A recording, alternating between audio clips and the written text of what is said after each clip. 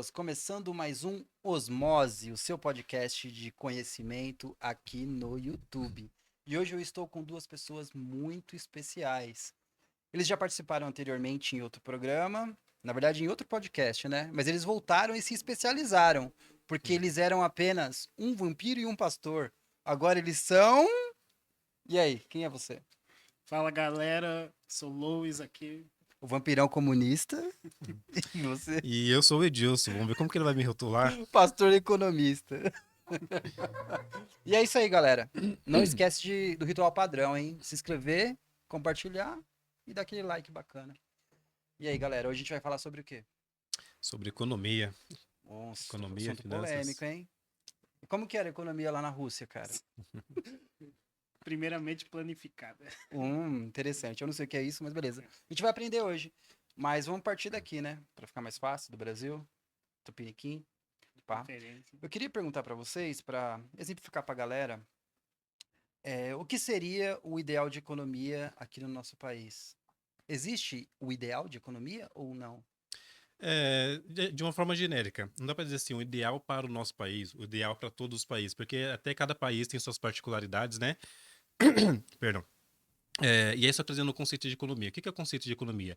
Os próprios economistas, eles não têm um conceito bem fechado e definido, mas todos os conceitos, eles giram em torno da a forma da sociedade de produzir e consumir. Então, aquela forma organizada da sociedade de produzir um bem e chegar na mesa da pessoa para ela consumir, tudo que envolve isso envolve economia, né? E assim, para você dizer assim, o que seria uma economia ideal, um modelo econômico ideal para o nosso país? Um país ele precisa ter recursos valiosos, recursos de valor, e ele precisa de produção, ele precisa produzir para gerar valor. E ele precisa ter capacidade de explorar esses recursos, porque às vezes tem um país que ele não tem recursos valiosos, mas tem uma capacidade produtiva muito grande. Então ele vai usar isso para aumentar seu PIB, aumentar suas riquezas. E tem países que têm recursos valiosos, mas não têm capacidade de explorar. A gente pode tirar até aqui pelo Brasil. Questão do minério de ferro. Nós somos grandes produtores de minério de ferro, mas em geral nós exportamos o minério de ferro e lá fora ele é beneficiado. Imagina se nós extraíssemos o minério e fizesse o trabalho industrial aqui mesmo para beneficiar ele e exportar o aço. O mundo inteiro precisa de aço, né? Então, se a gente extrair o minério, transformar em aço e exportar o aço, aí tem muito valor agregado, né? Então, a questão da economia ideal é um país que tem recursos valiosos e uma capacidade produtiva elevada, né? E aí, vampirão, quer Muito fazer um bem. adendo aí? Primeiramente queria fazer uma rápida introdução, se possível. Só para explicar para a galera, embora Marx rotule de vampiros os grandes capitalistas que sugam a classe trabalhadora, esse vampiro em particular aqui faz parte do proletariado, tá? Tem que Ó, trabalhar para pra sobreviver. isso. CLT? É, No caso, sem ser vampiro, não, tá trabalhando. É. galera me conhece como vampirão, porque eu faço parte da subcultura gótica, tenho um forte interesse no tema vampiro e tal. Eu sou marxista-leninista, ou seja, eu tenho uma visão ideológica acerca de como as coisas deveriam ser, né? Então, eu parto muito do pressuposto da análise histórica. Quanto à economia, uma economia ideal. Enquanto marxista, né, a gente não desatrela a economia de outros fatores, como social, né, e diversas outras questões. Então, para nós não basta um crescimento da economia, por exemplo, o crescimento do PIB, que é o Produto Interno Bruto, né, ele não está diretamente atrelado ao bem-estar social da população. Muitas vezes o PIB do país pode estar crescendo, só que quem é que está se apropriando dessa riqueza que está sendo gerada? Por exemplo, o PIB do Brasil nesse momento ele está em crescimento, mesmo que não seja um grande crescimento, mas o bolso das pessoas está mudando. Então, a economia ideal ela tem que servir principalmente a classe trabalhadora, que é quem produz essa riqueza. Essa riqueza nossa está sendo nesse momento principalmente exportada para outros países. O Brasil ele é um país que ele exporta commodities e ele compra produtos industrializados, ou seja, a gente está em prejuízo nessa luta aí, né? E a economia também ela é o campo de batalha da luta de classes. Ela serve, nesse momento, a interesses dentro do capitalismo. O nosso capitalismo ele é dependente, ele depende do capital estrangeiro, né? Então a gente está subordinado a interesses de outros países. Então, uma economia ideal seria, primeiramente, fazer modificações estruturais bem fortes, que a gente vai comentar aqui no podcast, né? Mas principalmente o ideal é que a economia ela mude sua lógica para atender os interesses da população e não de um pequeno grupo de pessoas. Esse produto interno do país, ele necessariamente é produzido ou ele está ligado à riqueza natural do país? Necessariamente ele é produzido, é a produção de riquezas. Porque, por exemplo, se você tem uma mina de ouro, o ouro está lá, não tem nada produzido. Então, o fato de você tirar, você explorar, é uma produção, você está gerando a riqueza. Então, quando se fala de PIB, é a riqueza gerada. Então, o recurso está lá, sempre teve, mas a partir do momento que você extrai, você faz uso dela, você está gerando essa riqueza. E pode vir outro país e se apropriar dessa riqueza? Não necessariamente porque os países são soberanos, mas também nada impede de um país querer aquele território, fazer guerra para dominar aquele território, ou tentar subjugar um outro país. Mas, assim, a ideia de que cada país é soberano, ele vai defender sua soberania, mas é aquela coisa, quem pode mais chora mesmo, né? Quem tem maior poder de fogo, ele acaba fazendo o que quer, né? Agora eu entendi, hein? Inclusive, né, tem uma coisa que é bem maquiada aí, que é o PIB per capita, né? Que eles pegam o valor do produto interno bruto total, ali que é gerado em bens e serviços, e eles dividem pela quantidade da população. E dá a impressão de que aquela população estaria ali tendo acesso a esse lucro dividido, quando Na na verdade, verdade não. É uma minoria caramba, da população. bem maquiavélico, hein?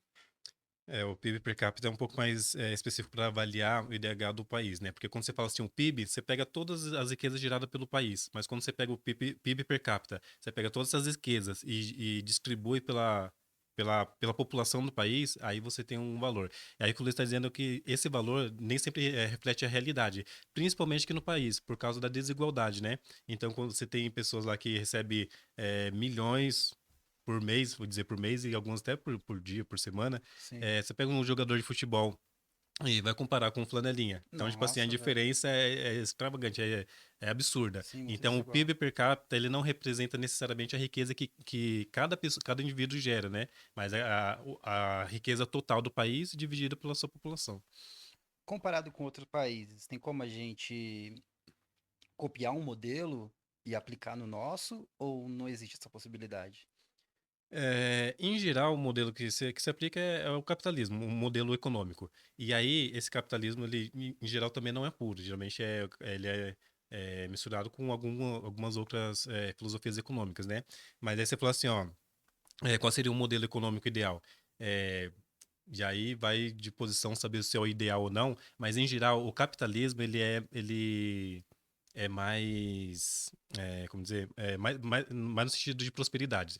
Você fala assim, qual seria o modelo ideal para um país ser próspero? O capitalismo, ele estimula a competição. Então, nesse fato, ele estimula você produzir mais, você produzir melhor, você produzir com menos recurso, você fazer algo mais avançado, diferente de um comunismo, em que você tem um celular e todo mundo tem o mesmo celular. Então, ninguém vai falar assim, eu quero ter um celular melhor do que esse, porque todo mundo tem o mesmo celular.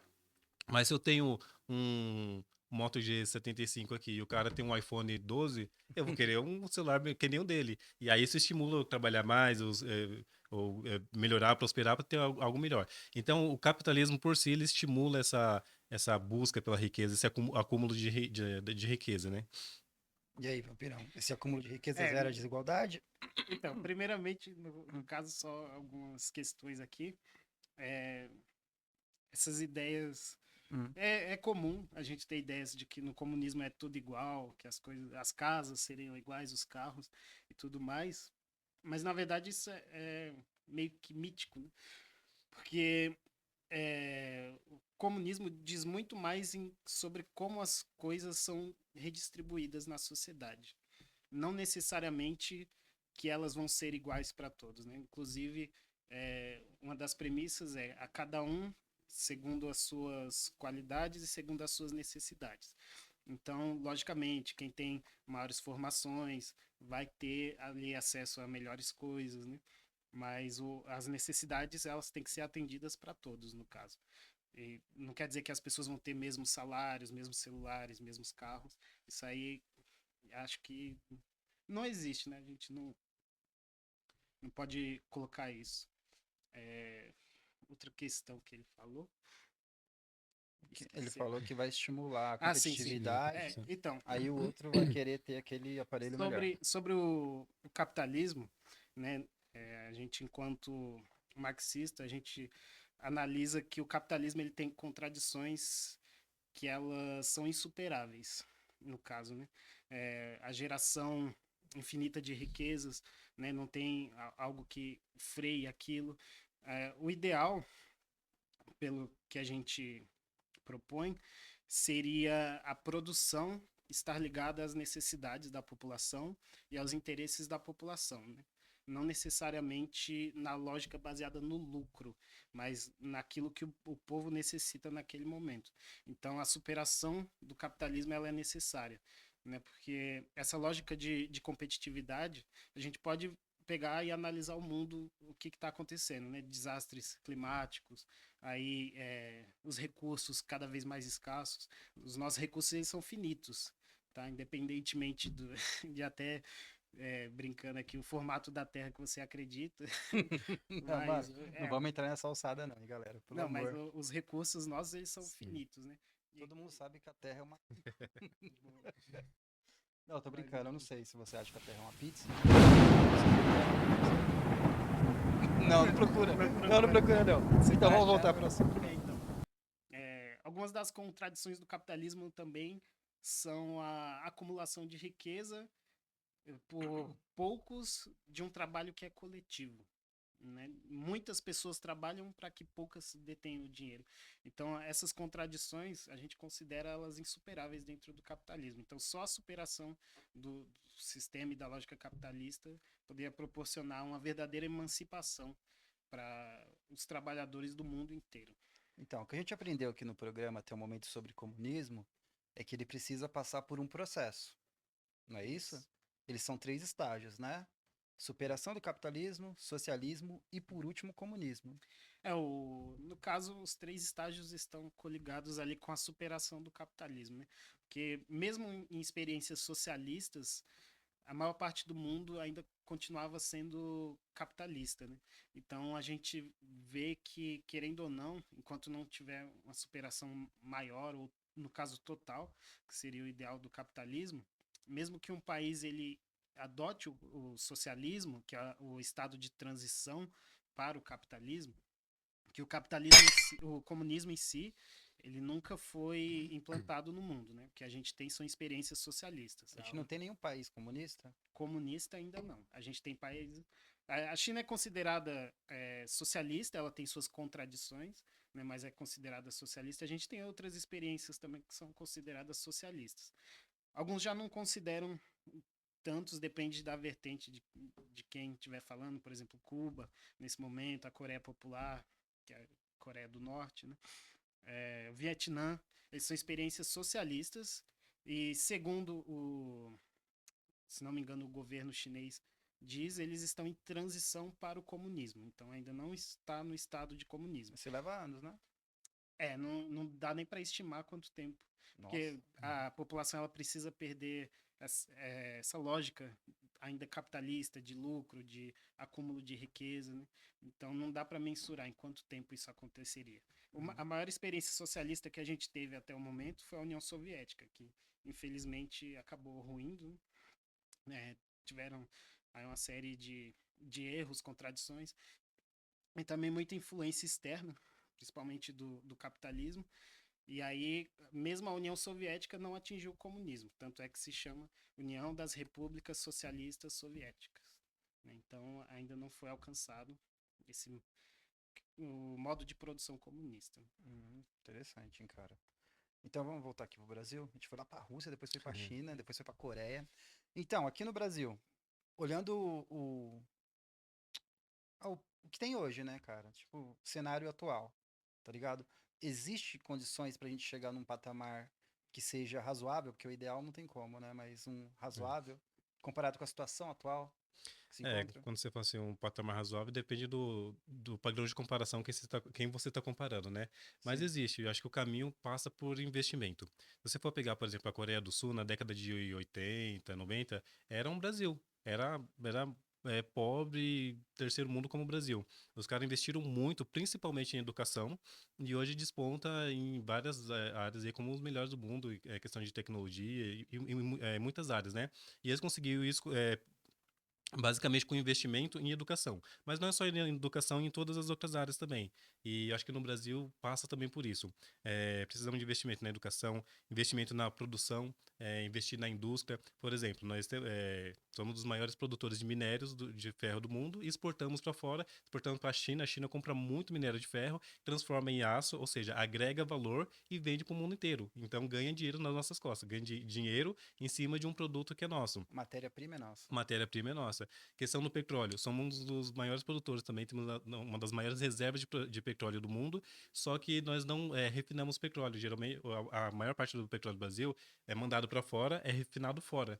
Então, tipo assim, é algo que nós precisamos investir na indústria, desenvolver essa indústria, e agora, mais recentemente, as terras raras, né? China é um dos maiores produtores, digamos assim, em questão de valor agregado. E o Brasil tem uma das maiores reservas. Só que o Brasil ele não minera as terras raras, né? E não beneficia para que esteja a ponto de uso, como é o caso da China. Então, é um recurso que nós temos muito valioso que nós não exploramos, não fazemos essa questão da industrialização, beneficiar a matéria-prima, né? Precisamos investir em indústria, investir em produção, investir em produtividade. Os trabalhadores brasileiros não vou dizer assim que é um dos menos produtivos do mundo, mas não são produtivos, não são tão produtivos quanto outros trabalhadores. Então, se você pegar a média dos trabalhadores, a média de um cara do administrativo, a média de um médico, a média de um dentista, a médica de um mecânico, a mão de obra nossa é menos eficiente do que a mão de obra lá fora. Questão também do aumento da produtividade, precisa investir na educação, investir em faculdades, investir em cursos, investir em desenvolvimento de tecnologia, pesquisa, né? Muita mão de obra que nós perdemos para fora porque não tem incentivo aqui. Então o cara sai para divulgar sua pesquisa lá fora, para desenvolver sua pesquisa lá fora, e nós acabamos perdendo patente, acabamos perdendo muito valor agregado que poderíamos ter, o cara vai para fora para desenvolver lá. Então acho que falta muito investimento e esse calcanhar de Aquiles que nós temos, digamos assim, é uma falta de investimento estrutural. Por exemplo, você pega a questão da Coreia, que lá na década de 80 começou a investir e investiu muito nessa área. E hoje mudou a realidade deles. Nós investimos pouco e algumas coisas estamos investindo menos ainda e estamos estagnados na mesma situação. Nós temos um certo ganho de riqueza, se for comparar de 80 para cá, mas isso por quê? Para o aumento da população, aumento de tecnologia para extrair nossos produtos, né, matéria-prima que nós temos, mas assim, ainda falta muito em questão de investimento. Vocês, né, acham que o problema atual do Brasil se dá pela falta de investimento em pesquisa, em tecnologia? Porque a educação, para você ter um retorno, é um retorno a longo prazo. Exatamente. Tem que ter um planejamento. Sim. Por isso E que eu falo assim, é uma falta de investimento estrutural de muito tempo. Algo que você teria investido lá na década de 80, você está colhendo os frutos agora. Quando a gente fala assim que nossos trabalhadores são pouco eficientes, é porque essa política de ensino ela é de muito tempo atrás. Não é questão de 1 ano, de 5 anos, de 10 anos atrás. É algo que você desenvolve com muito tempo, né? Quer ver uma questão? Às vezes a gente pode falar assim, ó, o salário mínimo é algo que para trazer uma dignidade para as pessoas. Mas assim, o salário mínimo ele não comporta a produtividade de um trabalhador. Um trabalhador que muitas vezes ele recebe um salário mínimo, ele não produz o suficiente para ganhar aquilo. Às vezes a produtividade dele é menos do que essa. E às vezes o salário mínimo acaba sendo um entrave. Por quê? Tem um certo serviço que precisa ser feito e o cara fala assim, ó, eu estou disposto a pagar vamos imaginar aqui, R$ 900 por mês para você fazer isso. É uma coisa simples, uma coisa fácil. Só que por causa do salário mínimo, ele não pode pagar abaixo daquele valor. Mas tem muita gente que aceitaria esse valor para fazer aquilo. É algo que não é tão pesado, não é tão cansativo, dá tempo para ele fazer outras coisas, mas por causa do salário mínimo você não pode pagar para um funcionário menos do que aquilo. Então isso envolve a questão da produtividade também. Nós somos menos produtivos e às vezes recebemos mais do que merecemos. Às vezes até meio chato falar isso, mas em muitos casos acaba sendo a realidade. E como que se dá em meio a tudo isso a inflação? Porque se a pessoa ganha tão pouco, ela não tem condições de comprar e manter o mercado. Como é que funciona? Exatamente. Aí entra bem nessa questão da produção mesmo. Porque a gente fala assim, o PIB é a soma de todas as riquezas do país, toda a riqueza que ele gera.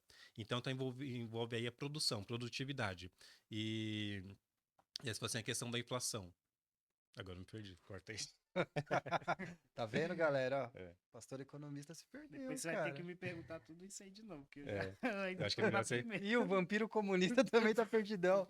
Eu acho que é melhor você dividir na pergunta, porque depois vai cair essa de inflação, né? Mas É, já deixa eu dar a oportunidade para falar essa segunda aqui, tá bom. precisamos chegar lá.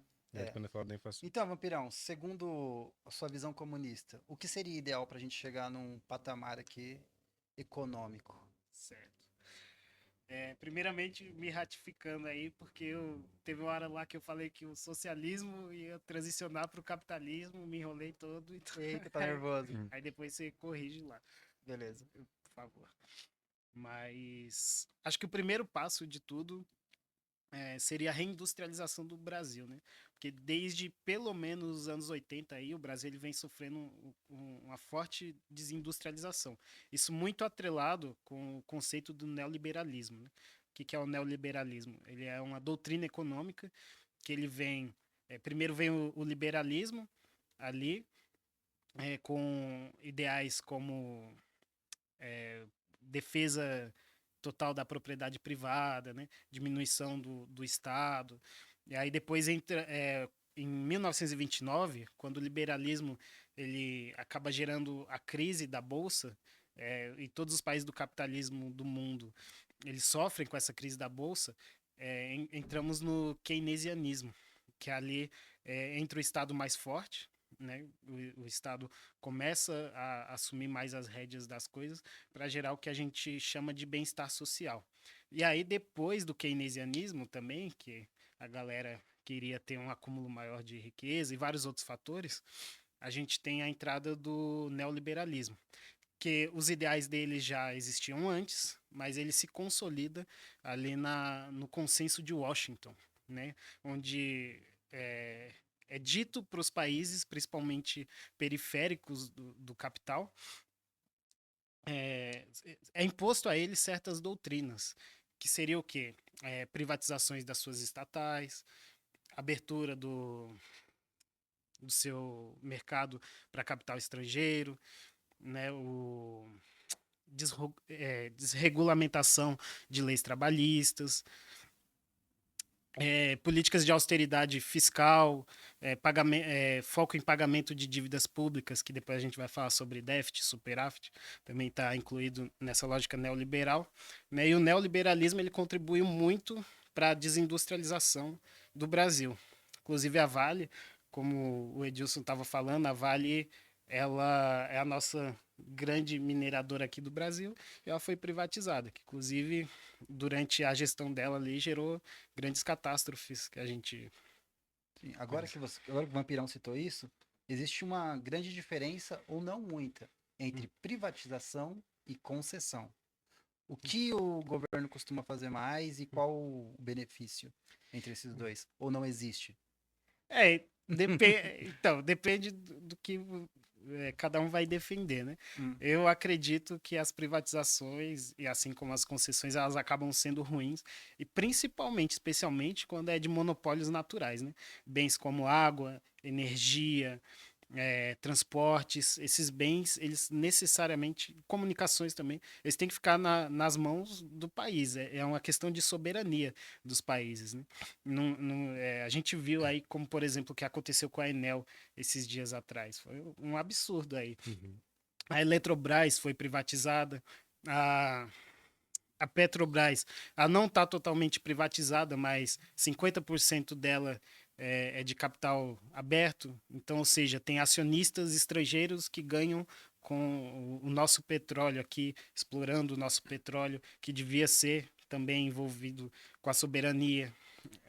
Então, explicar pra E a, galera que vocês não falaram ainda, né? eu O vou que entrar é lá. a privatização. A privatização é vender totalmente, e aí sem retorno, né?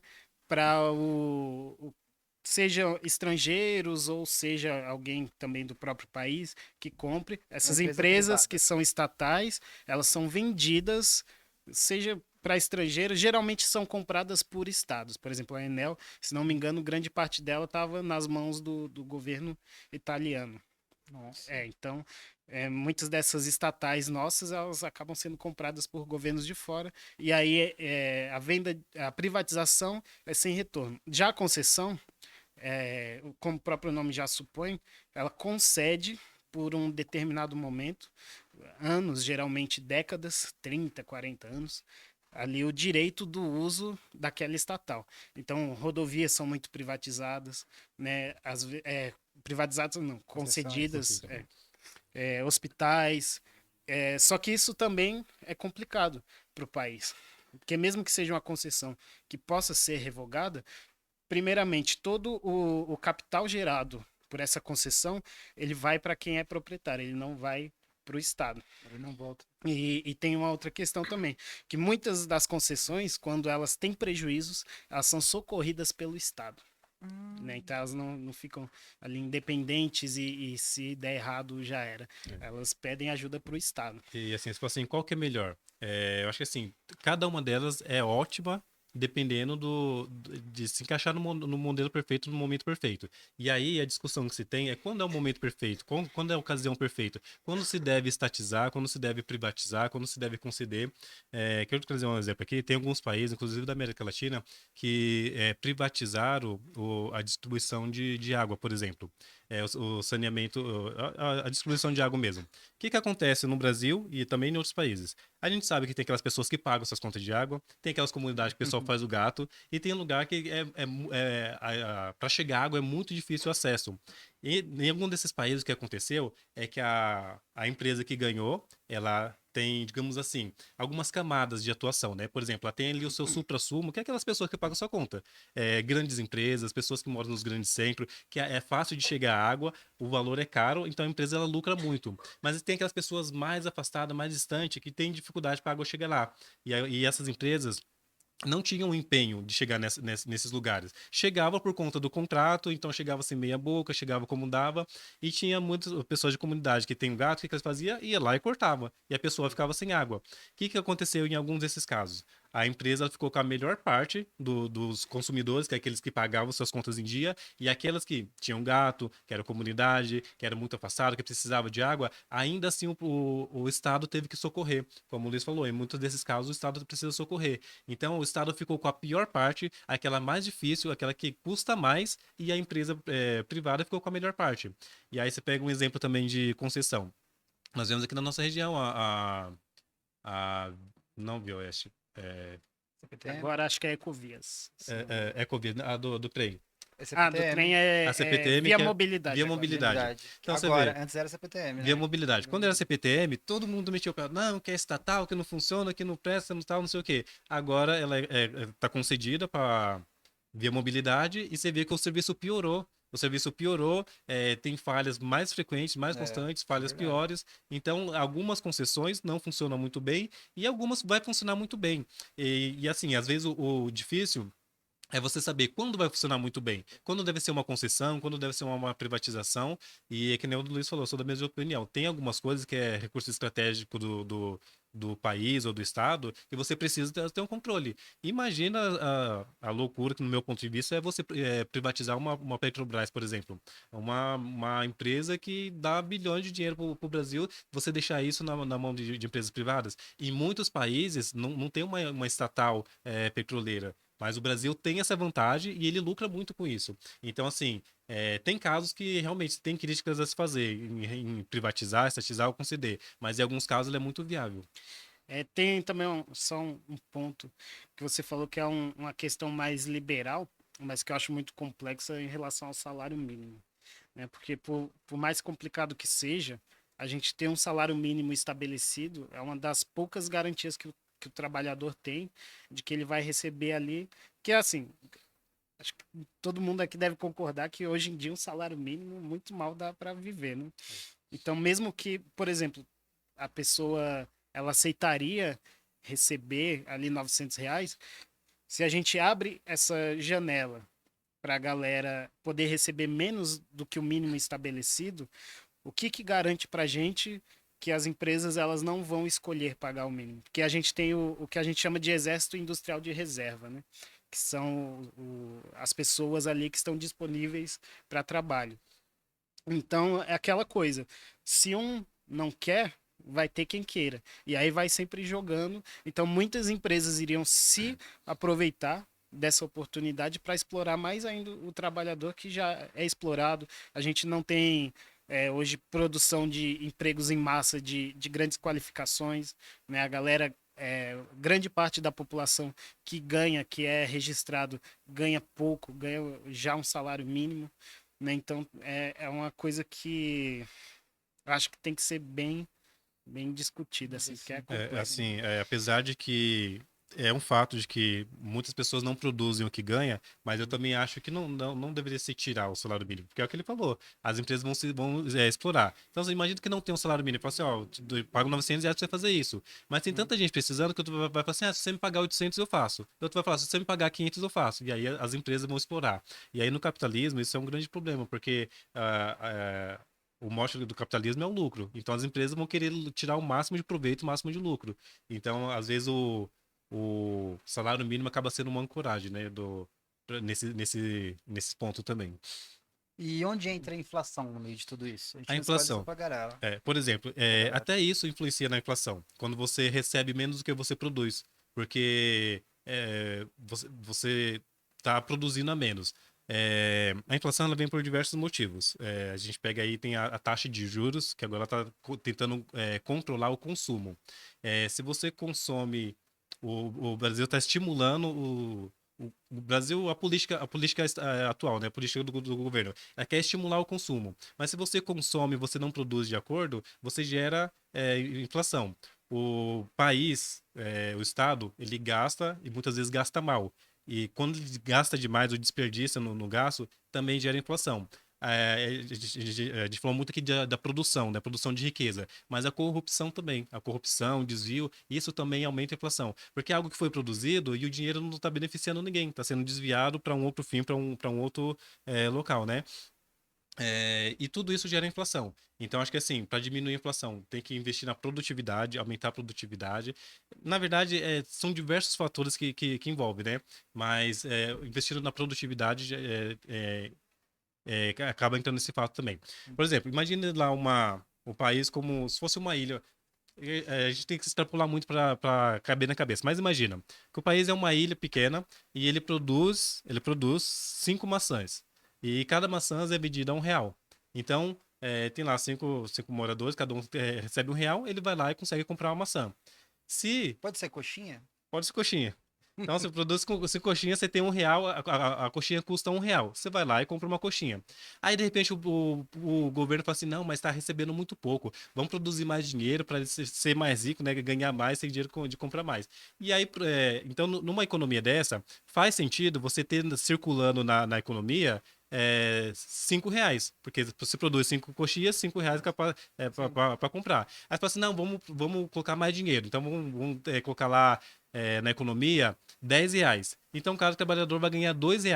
A coxinha custa 1. O que o cara da coxinha faz? Ele vai querer vender a coxinha mais cara, porque a pessoa tem dinheiro para pagar. Então, aquilo que você pagava R$ 1, agora você vai estar pagando 2. E isso diminui seu poder de compra, porque encarece o produto. Imagina o contrário, se você investe na produção. Aquele cara, ele produzia 5 maçãs, 5 coxinhas. Agora está produzindo 10 coxinhas. Só que o cara só ganha R$ 1. Então, o que ele vai fazer? Se ele ficar com o estoque parado, a coxinha vai apodrecer, vai estragar, ele vai perder. Ele vai falar assim, vou vender um pouco mais barato, mas eu vendo tudo. Então, R$ 1, em vez de comprar uma coxinha, você vai comprar 2 coxinhas. Ou ainda que tenha mais dinheiro circulando, você coloca R$ 10 circulando na economia, cada comprador consegue comprar duas coxinhas. Ele vai ter R$ 2 e consegue comprar duas coxinhas. E isso que seria o aumento do PIB, o aumento da riqueza gerada, né? Então, assim, muita coisa passa por aumento de produção, mas tem diversos outros fatores também. Corrupção, desvio, desperdício, por exemplo, questão de alimento. O Brasil ele produz muito alimento, mas ele desperdiça muito. Questão da água, por exemplo.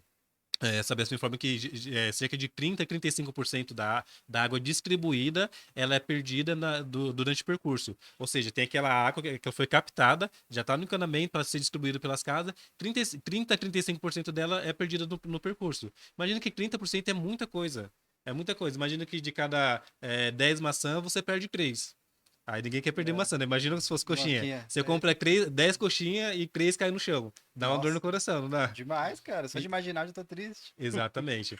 E aí tava conversando com a pessoa falou assim: ah, mas tem muita inflação, né? A pessoa não tem dinheiro para comprar tudo que precisa. E se o governo imprimir mais dinheiro para a pessoa ter mais dinheiro circulando, É. ela poder comprar melhor as coisas que ela quer, né?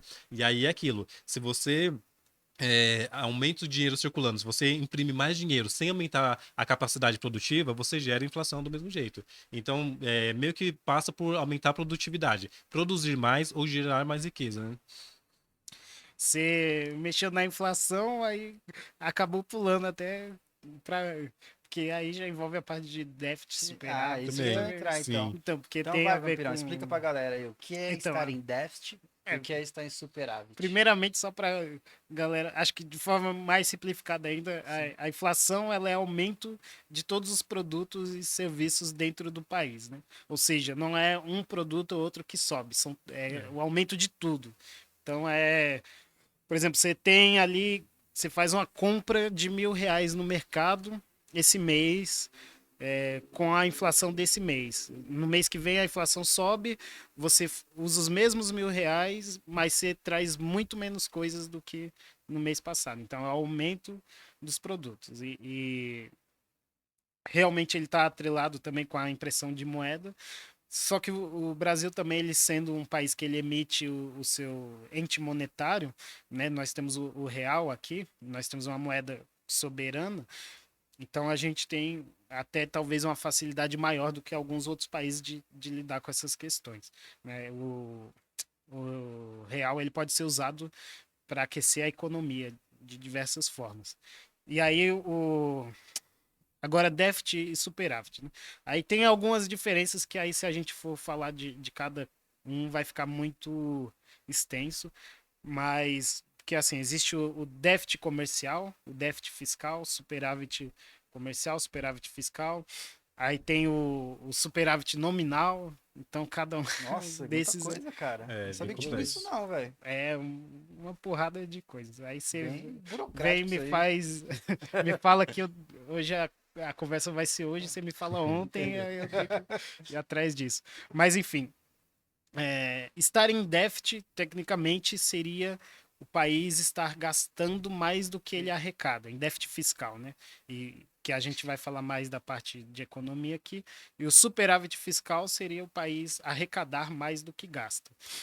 Nesse sentido, aí a gente tem diferenças econômicas, eu não sei qual a visão do Edilson acerca disso, mas eu penso que o Brasil, sendo um país que ele necessita de reindustrialização, investimento em pesquisas, diversos investimentos, ele devia, principalmente nesse momento, estar atuando em déficit. Só que, lógico, que os investimentos eles têm que ser direcionados de forma segura, porque esse déficit no futuro ele vai gerar a lucratividade de volta, né? Você investir em industrialização hoje, você vai colher os frutos do que vai ser produzido amanhã.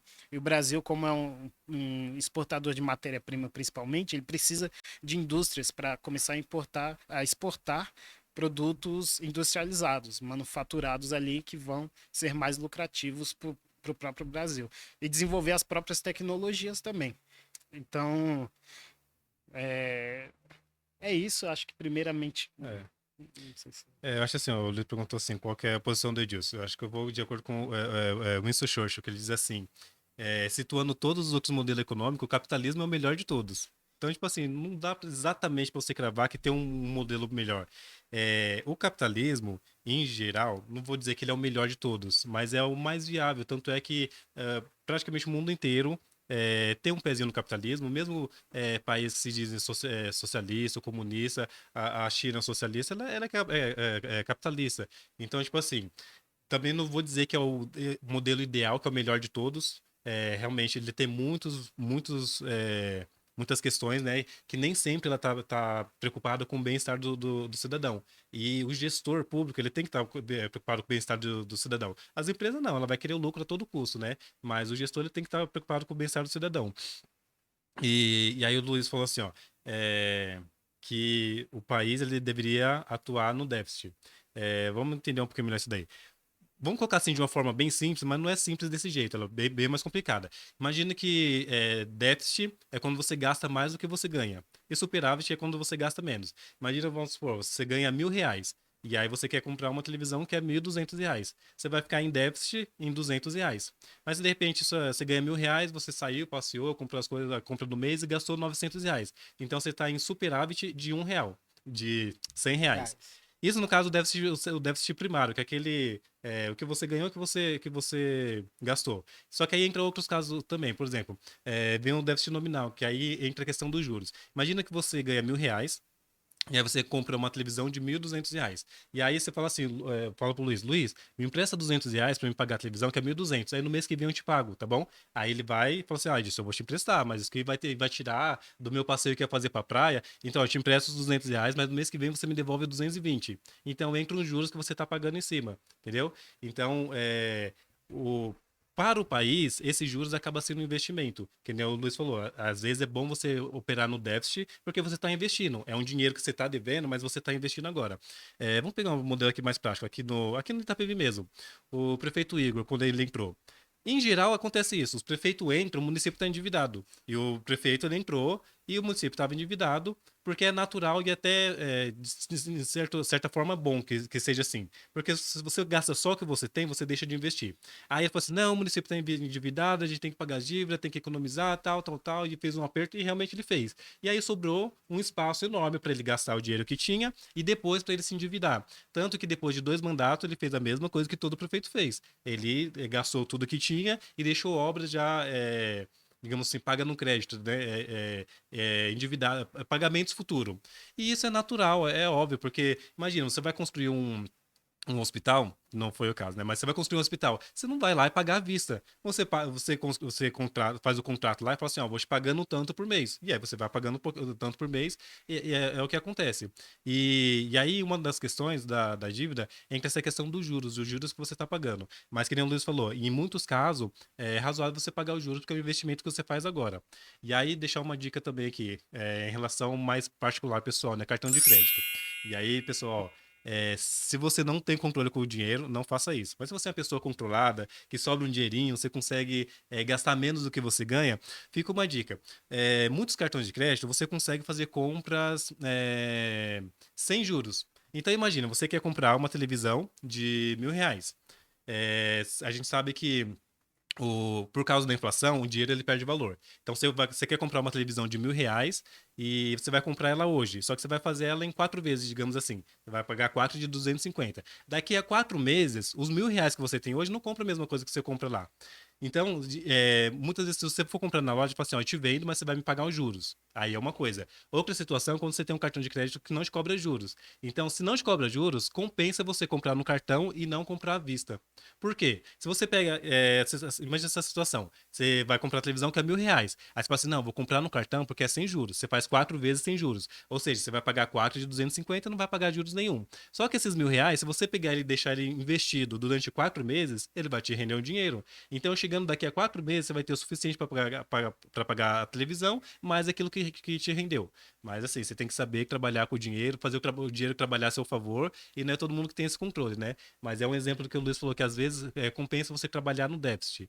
Mas assim, superávit é sempre o ideal, é sobrar dinheiro. Mas ter dinheiro parado também não é vantagem. Então, se você tem dinheiro, você tem que investir. E aí, nesse caso, é vantagem você trabalhar no déficit. Tem uma questão também importante para a gente colocar aqui, que justamente a busca por equilíbrio fiscal, e busca por superávit, ela está muito atrelada justamente à lógica neoliberal também. Então, essa é uma das causas da desindustrialização do nosso país.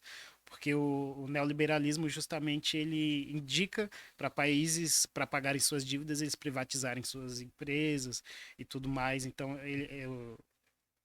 essa ideia de buscar o superávit e o equilíbrio fiscal, ele também está atrelado com a desindustrialização do Brasil. Agora que vocês mencionaram isso, esse dinheiro vem de algum lugar, né? Para o Estado poder Ah, trabalhar. lembrei o que eu ia falar. Lembrou? Então vai. Lembrei.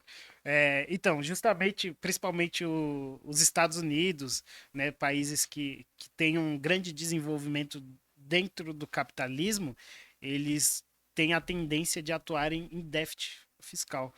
Né? Os principais, que são os Estados Unidos e China, eles estão quase sempre quase sempre não. A China está há 40 anos aí atuando em déficit fiscal e está voando aí, né?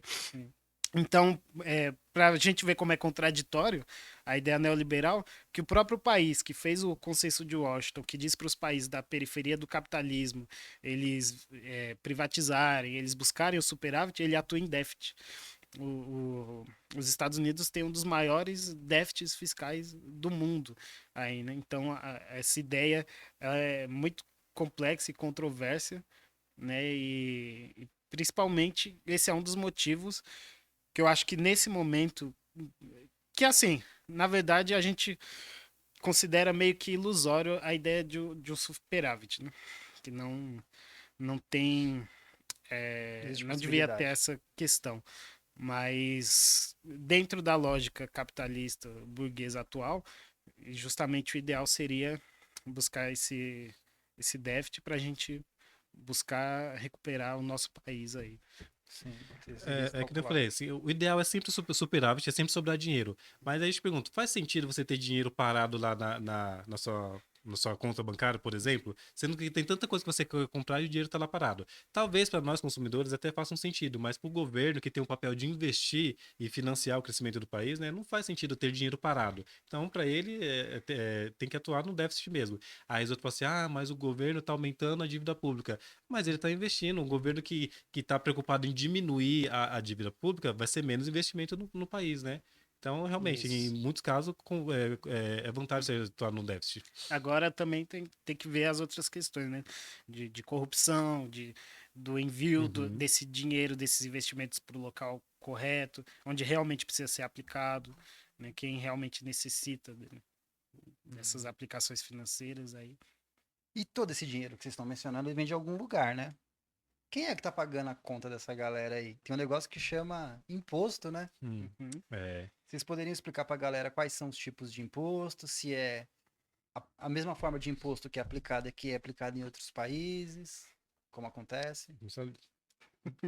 Então, falando mais do Brasil aqui, o nosso imposto, ele é um imposto majoritariamente sobre consumo, né? Então, basicamente tudo aquilo que a gente consome, e principalmente a classe mais baixa, os trabalhadores, ele está atrelado ao imposto, o que acaba sendo prejudicial porque proporcionalmente a gente paga a mesma quantidade de imposto de um milionário, de um bilionário, né? O mesmo arroz que você compra no mercado, você vai pagar o mesmo tanto de imposto que ele paga também. E as fortunas, elas não são taxadas. Então, esses impostos dentro do Brasil, eles recaem todos sobre os trabalhadores. Agora está tendo aí esse debate sobre taxação do imposto de renda, né, sobre a fonte e tudo mais, mas ainda não está perto de uma igualdade real, equidade ali, paridade mesmo, para trazer justiça social dentro dessa lógica. Né? Então, falando sobre o Brasil mesmo, a lógica do nosso imposto aqui é principalmente sobre o consumo. Quando você fala assim, sobre o imposto, né? Quando a gente está falando de um indivíduo, você fala assim, questão de superávit e déficit, é você gastar menos do que você ganha. Porque você tem o seu salário, você ganha o seu salário, você sabe quanto que você pode gastar. O imposto seria, no caso, o salário do Estado, do salário do país, né? Ele não trabalha, não tem uma fonte de renda. A fonte de renda dele são os impostos. E é exatamente isso que o Luiz falou.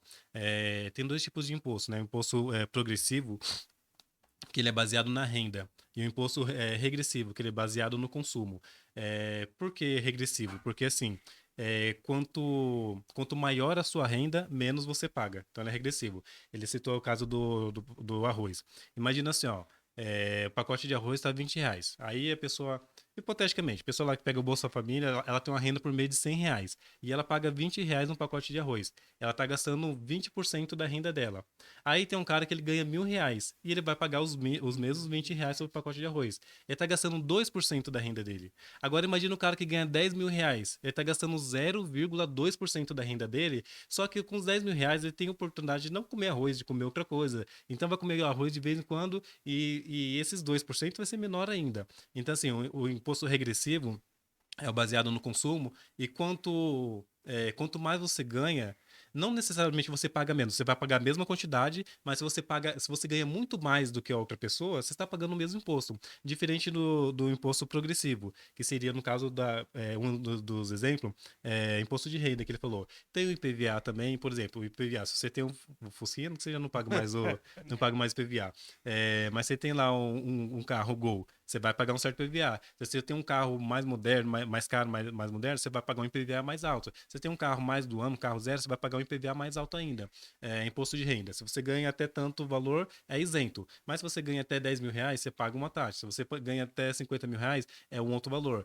Então, o que o Luiz falou é certo. Esse modelo de imposto progressivo no consumo, ele prejudica principalmente os mais pobres, né? E aumenta ainda mais a desigualdade, porque quem paga mais é aquele que ganha menos. Então, o ideal é esses debates que estão acontecendo para transicionar essa cobrança de imposto para um imposto progressivo, um imposto baseado na renda. Então, quem ganha mais vai pagar mais. Eu sou a favor de que quem ganha muito tem que pagar muito, muito imposto. E quem ganha pouco, ou não pagar, ou pagar menos do que quem ganha mais, né? Seja bem-vindo, camarada. Seria o ideal, né? Pelo menos tentar igualar, né? Nesse Sim. sentido. E todos os países capitalistas, eles seguem essa mesma métrica ou não? Não, tem alguns países, inclusive alguns dos países que a galera gosta de citar, que são países de grande bem-estar social e tudo mais, eles taxam principalmente grandes fortunas, heranças, Olha tudo a prova do mais, imposto. como os países nórdicos, né? Eles têm taxas bem grandes ali sobre fortuna, sobre acúmulo de capital, né? O nosso país é um dos que menos taxa os grandes capitais. Inclusive, a gente tem muitas vou chamar de isenções, que eu esqueci o termo correto agora, mas a gente isenta por ano bilhões de reais aí de grandes empresas, né? Então a gente dá isenções fiscais aí para quem está ganhando muito e quem ganha pouco tem que pagar esse dinheiro que o Estado deveria arrecadar dessas empresas. Assim, se em outros países é do mesmo jeito, tecnicamente tem os mesmos modelos, as mesmas formas. Mas, em geral, o foco não é. Por exemplo, que nem o Luiz falou, o foco geralmente é na renda e não no consumo. Não que eles não tenham imposto sobre o consumo. Tem também, tem imposto sobre a renda, tem imposto sobre o consumo. Mas lá é melhor direcionado do que aqui, né? E aí você vê, países com menos desigualdades sociais é muito focado nisso daí. Onde você está incidindo na maior parte do imposto, se é sobre a renda ou sobre o consumo, né? A gente está pagando para o Estado para ele fornecer um serviço bacana para a gente com o dinheiro do imposto, é isso? Isso. Educação, saúde, segurança. E como a gente tem certeza que eles estão investindo nessas áreas? Tem como saber? Então, aí é que tá. A forma de saber é a fiscalização, mas nem sempre a fiscalização ela é suficiente, e ainda que seja suficiente, nem sempre ela é eficaz. Porque, por exemplo, tem muita coisa que é óbvio, você vê que não tá certo, que tá errado, mas o caminho para você chegar e cobrar isso daí é tão difícil, é tão burocrático, é tão descomunal, que acaba sendo, não digo sendo inviável, mas é muito trabalhoso. Por exemplo, nós temos o gestor público, o prefeito, o governador, o presidente, que ele tem essa função de arrecadar os impostos e reverter para o bem da população. E temos aqueles que são fiscais dos gestores, sejam os vereadores, deputados, senadores, tem que fiscalizar se o prefeito está fazendo isso mesmo.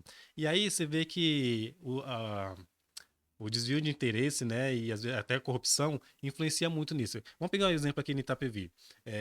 Vou dar aqui uma opinião pessoal, tá? Não é do apresentador, mas tipo assim, você tem o prefeito e grande parte dos vereadores da Câmara estão do lado do prefeito, apoiam a decisão do prefeito. Então eles não estão interessados em fiscalizar se o prefeito está fazendo certo ou não, se está investindo bem ou não. Eles estão ali para aprovar os projetos que o prefeito colocou. Então, se de repente você tem uma demanda, você tem uma questão que é contra os planos do prefeito, pode acontecer do vereador não querer fiscalizar, ou não querer levar para frente, ou que faça assim, meia boca, isso em todas as esferas.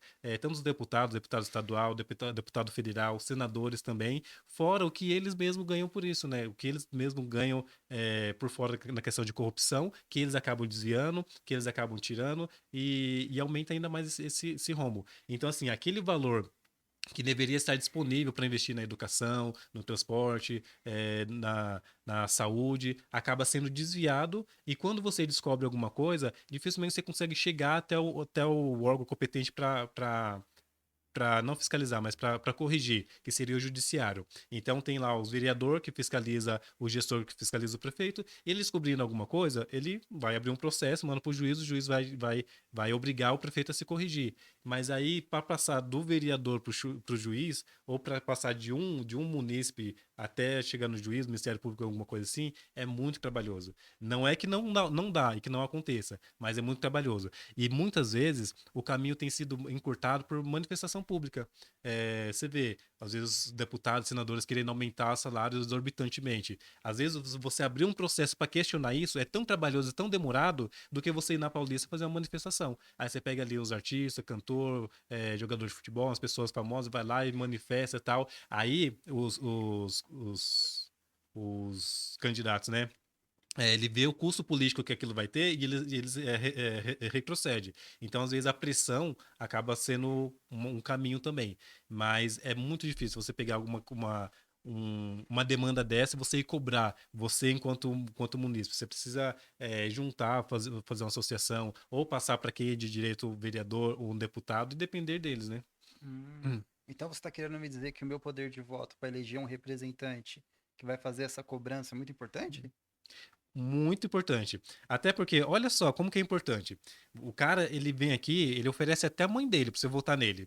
Mas depois que votou, vai pedir alguma coisa pra ele. Ele tá e andando pra você, ele não quer nem saber da sua demanda. Ou vai falar assim: não, meu amigo, eu vou ver pra você, tá? Pode deixar que eu vou ver. E esquece. Ele vai agir de acordo com os interesses dele. Então, na hora de pedir voto, ele faz o tudo, promete os céus e a terra. Quando, não vou dizer o brasileiro, porque isso é de forma geral, né? Muitas vezes as pessoas que elegem alguém, ela não tem isso de acompanhar o serviço da pessoa. E às vezes, por exemplo, tem deputado, tem senador que ele elegeu que ele nem sabe mais. Se perguntar quem que ele votou na última eleição para senador ou para deputado, ele nem sabe. E mesmo se ele souber, se você perguntar, você sabe as decisões que ele tem tomado lá? Questão de aumento do salário deles, diminuição de cobrança em cima deles, tantas outras coisas que você não concorda, mas ele tá lá votando e tá aprovando e você nem sabe. E se você sabe, você não tem poder para mudar isso. Qual seria o seu poder? O voto. Só que aí passa 4 anos, na próxima eleição, aí ele vem cá, coloca aquele sorriso no rosto, fala bonito, dá tapinha nas costas, promete até a mãe e você vota nele de novo. Então, é o que você falou. O nosso poder de mudar tá nisso de não votar mais. Bom, vamos lá. Por onde eu começo?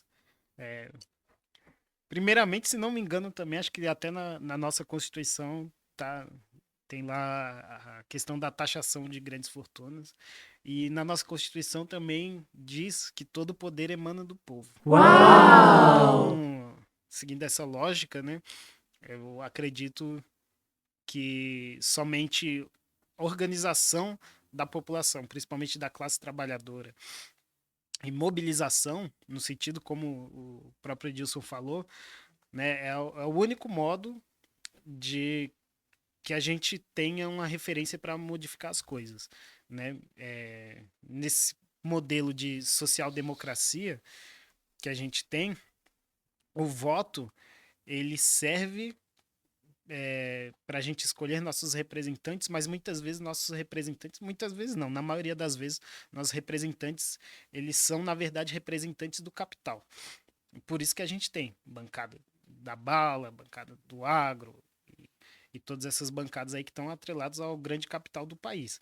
Então essas pessoas que muitas vezes são elegidas popularmente, que as pessoas votam com a ideia de que vão atender aos seus interesses, elas estão atendendo, na verdade, os interesses dos grandes, daqueles que já possuem, já detêm o poder. Elas não estão lá pelos trabalhadores. E a maioria dos que estão lá, eles estão ligados ao capital. Seja os banqueiros, seja o agro, seja o que for. Questão dos impostos, né? Também, se a gente for observar, os nossos impostos estão sendo recolhidos, mas aí, por exemplo, com a autonomia ou a independência do Banco Central, esses impostos estão sendo usados para garantir a segurança de rentistas, de banqueiros, né? Eles estão sendo usados para as isenções fiscais. Então, e aí a galera pode pegar a série histórica de cortes, de bloqueios que foram feitos na educação, na saúde, até mesmo na segurança. Né? O pessoal tem um pouco de medo de mexer na segurança porque é mais polêmico. Na saúde e na educação tem menos mobilizações populares ali, então eles mexem mais.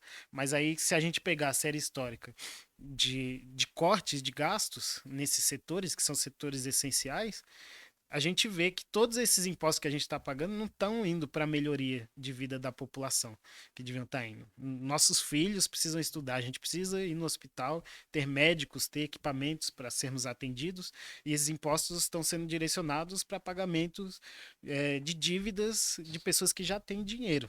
Então, é muito necessário que a população comece a se conscientizar e comece a se mobilizar para cobrar, para que esses impostos vão para onde tem que realmente ir. Quer fazer algum adendo? Eu ia comentar que, assim, tem muito isso da corrupção, do desvio, que acaba algo que você consegue ali, de acordo com a lei, você fazer uma cobrança. Mas tem muita coisa também que é de imoralidade. Por exemplo, algo que não é ilegal, mas é imoral. E aí vocês vêem o caso daquela juíza, ultimamente aí do Rio de Janeiro, a juíza do trabalho aposentada, o nome dela é Cláudia Márcia de Carvalho Soares. Ela é uma juíza aposentada, agora ela é representante da Associação Brasileira dos Magistrados do Trabalho. E ela estava dando uma declaração dizendo assim que é injusto a retirada dos penduricalhos, né, que era a discussão. E ela se queixando assim, não, porque nós juízes, a gente não tem benefício, que a gente tem que pagar a nossa própria gasolina, que a gente tem que gastar o dinheiro do lanchinho do nosso próprio bolso para comprar nosso lanche. Meu, que país que você imagina a mulher falar isso daí e achar isso absurdo? Se você tem a sua moto, a gasolina que você põe na sua moto, quem é que paga? Eu que pago, né? Não é seu patrão, não? Não, meu Não é o patrão governo? não. Se Muito você menos. quiser O comprar um governo lanchinho, tira. se quiser comprar um lanchinho à tarde, você vai comprar como? Tem que tirar do meu bolso, Seu né? dinheiro, né? Ela acha um absurdo isso. Mas olha a diferença. Você ganha um valor X. Sabe quanto que ela ganha na época dessa declaração? Aproximadamente 113 mil reais. Num mês. Nossa, Num mês. Se cara. não me engano, foi no mês de dezembro. 113 mil reais. E a mulher ter coragem de ir lá e reclamar que ela tem que pagar a gasolina do próprio bolso dela.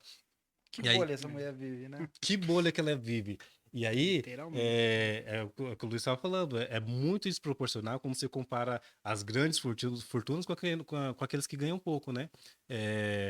Então é isso daí. Tem essa questão da corrupção, tem a questão do corporativismo também. Que eles têm a caneta na mão, eles assinam que ele vai beneficiar eles mesmos, né? Complicado. E nem sempre o que beneficia os pobres. Aí vai falar para um cara que ganha lá salário mínimo, que ele tem que pagar a gasolina no bolso dele, que ele tem que comprar o próprio lanchinho, e diz, não, normal, já sei disso. Agora a mulher ganha 113 mil reais e acha um absurdo uma coisa dessa.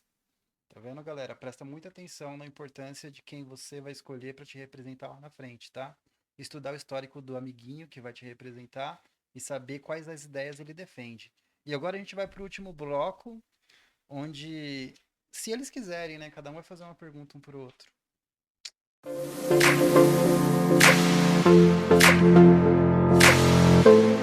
Não preparei nenhuma pergunta. Eu também não pensei nessa daí, não. Eu sei. Deu tempo aí, Guilherme? Acabou? Já. Não tem Eu nada que acho- você quer saber do comunismo, nada que você quer saber do pastor economista? Pode falar, vai lá.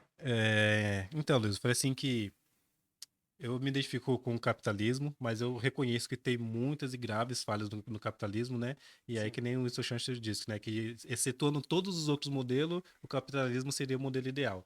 E é muito difícil você especificar exatamente qual seria o modelo ideal. Mas na sua visão, você acha que é factível e tem uma previsão de uma transição do capitalismo para o comunismo? É comunismo, você acredita? É, primeiramente a transição do socialismo, depois o comunismo, né? Bom, se é factível, se não, agora eu não lembro qual foi. Pera aí que eu esqueci o nome do cara. É que assim, galera, a gente termina esse programa.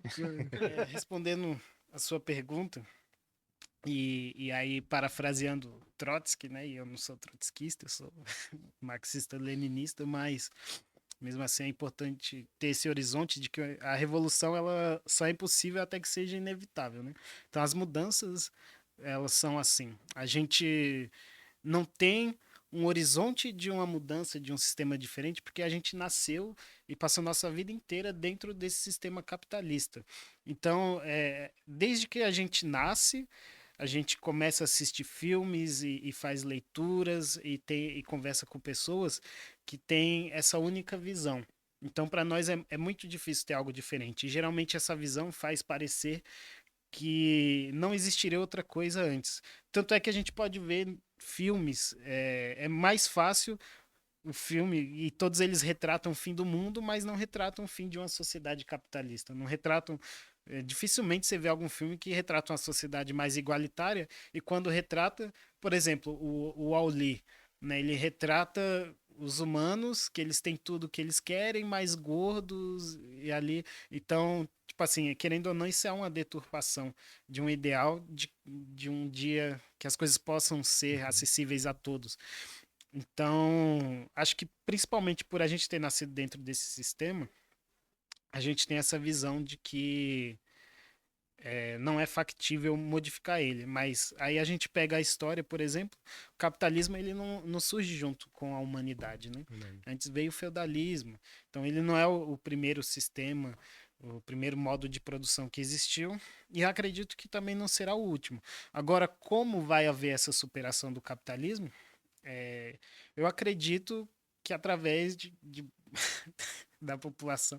E aí tem coisas que, né, bom, não dá para falar assim, mas eu acredito que a população, primeiramente, criando a consciência de classe, que a gente chama, né? Ela se conscientizando do que precisa mudar é o primeiro passo para uma possível superação desse sistema capitalista, dessa lógica, né? Eu acredito que dá para criar uma sociedade melhor, que não seja capitalista, e justamente pelas contradições e pelas mudanças que o capitalismo já teve, como a gente estava falando, liberalismo, keynesianismo, neoliberalismo, nada disso até o momento deu certo. A gente continua tendo miséria no mundo, em países que são capitalistas, né? Muitos dos países que são capitalistas, eles geram guerra, geram miséria, geram diversas mazelas no mundo. Então, acredito sim que é factível e totalmente possível a gente mudar isso. Satisfeito, Edilson? Legal, eu gostaria de ver uma sociedade socialista ou comunista. Isso aí. Então, galera, a gente termina esse encontro. Eu agradeço muito esses dois ícones que vieram aqui. Se vocês gostaram do conteúdo, não esquece de se inscrever, de comentar e compartilhar. E é isso aí, galera. Valeu. Valeu, pessoal. E eu vim desse jeito assim, bem caracterizado mesmo para chamar a atenção, tá? Mais para fazer a representatividade aqui para você. É isso aí, não sou dono do canal, mas deixa o like e deixa o comentário que eu vou responder todos os comentários que for pra mim, tá bom? É isso aí. Isso aí, Valeu. valeu. Obrigado, hein, galera.